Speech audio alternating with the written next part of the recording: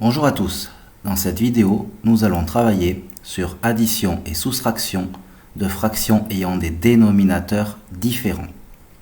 Commençons par une propriété.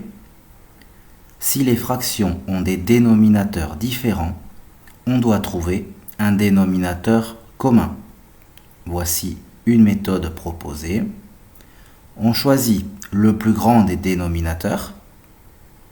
On regarde ses multiples successifs et on prend le plus petit d'entre eux qui est aussi multiple des autres dénominateurs. On se ramène à des fractions avec un dénominateur commun et ça, on sait déjà le faire. Voici un exemple. Si on doit additionner 5 quarts plus 2 tiers, on constate bien que 4 et 3 sont des dénominateurs différents. On ne peut donc pas faire directement l'addition des fractions. Il faut avoir le même dénominateur. On va donc chercher un dénominateur qui est à la fois dans la table de 4 et de 3. En regardant la table de 4, on a 4, 8, 12, 16, etc. Le premier qui est dans la table de 3 également, c'est 12. Donc on va se ramener à 12 comme dénominateur. Dans la première fraction, ayant 4 en bas, il faut arriver à 12, on va multiplier par 3, à la fois en haut et en bas, la première fraction. De même, la deuxième fraction 2 sur 3, on a 3 en bas, on va arriver à 12, il faut multiplier par 4, à la fois en haut et en bas. Donc on rappelle, la première fraction, on a multiplié par 3 en haut et en bas. La deuxième fraction, on a multiplié par 4 en haut et en bas. On fait alors les calculs. 5 fois 3, 15 sur 12. 2 fois 4, 8 sur 12. Et ça y est, nous avons les mêmes dénominateurs. Nous pouvons directement additionner le 15 et le 8, ce qui nous fait 23 sur 12. Passons à un deuxième exemple. 5 sixièmes moins 7 quarts. Là encore, nous n'avons pas le même dénominateur. 6 et 4 sont différents. On va devoir se ramener à un dénominateur commun. Il s'avère que 12 est à la fois dans la table de 6 et de 4.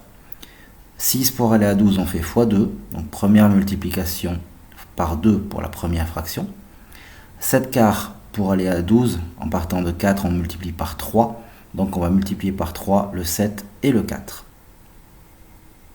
Il nous reste donc à faire 5 fois 2 qui nous fait 10, 6 fois 2 qui est égal à 12, 7 fois 3, 21 et 4 fois 3 qui fait également 12. Donc on a bien le même dénominateur en bas, 12, 12, tout va bien.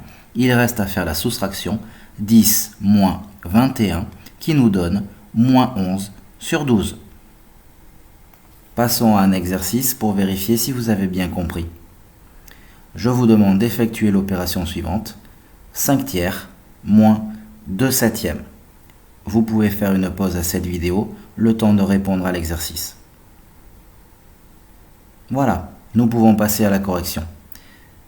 Nous avons donc deux fractions avec des dénominateurs différents, 3 et 7. On va donc chercher un nombre qui est à la fois dans la table de 3 et de 7. En regardant les multiples de 7 successifs, 7, 14, 21. 21 est un bon candidat puisqu'il est dans la table de 3. On va donc se ramener à deux fractions avec 21 comme dénominateur. De 3 pour passer à 21, on fait x7. De 7 pour passer à 21, on fait x3. Donc la première multiplication est x7 pour la fraction entière. Et la deuxième multiplication, c'est x3 pour la fraction entière. On fait les calculs, on a donc 35 sur 21 moins 6 sur 21. Et pour finir, ça fait donc 29 sur 21. Voilà, cette vidéo sur addition et soustraction de fractions avec des dénominateurs différents est maintenant terminée. N'hésitez pas à poster un commentaire ou à regarder d'autres vidéos si nécessaire. Merci.